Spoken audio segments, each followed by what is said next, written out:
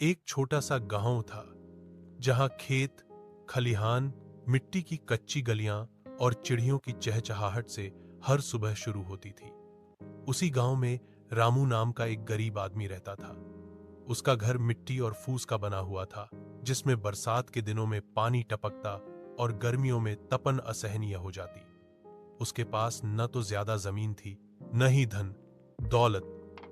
बस गांव के चौधरी की थोड़ी सी जमीन बटाई पर लेकर वह खेती करता और बदले में थोड़ी उपज पाता। रामू का जीवन बेहद कठिन था। सुबह सूरज उगने से पहले ही वह उठ जाता, अपने बैलों को खोलता और खेत की ओर चल पड़ता। उसकी पत्नी भी सुबह सुबह चूल्हे पर रोटी सेंकती और बच्चों को तैयार करती। बच्चों को पढ़ाने की उसकी बहुत इच्छा थी, लेकिन गरीबी के कारण वे अक्सर खेत या घर के काम में लग जाते।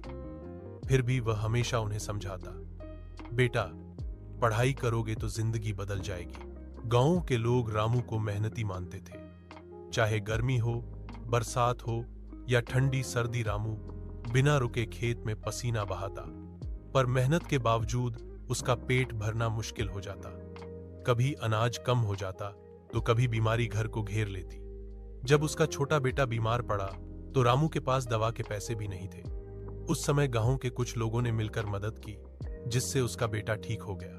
रामू की सबसे बड़ी ताकत उसका धैर्य और ईमानदारी थी। वह कभी भी झूठ बोलकर, चोरी करके या गलत रास्ता अपनाकर पैसा नहीं कमाना चाहता था। गांव में जब भी कोई समस्या आती, लोग रामू से सलाह लेने आते। भले ही वह गरीब था, लेकिन उसकी सोच साफ और दिल बड़ा था। एक बार गांव में अकाल पड़ गया। बारिश न होने के कारण खेत सूख गए, लोग परेशान हो गए, खाने तक का संकट खड़ा हो गया। उस समय रामू ने गांव वालों को एकजुट किया और सबके पास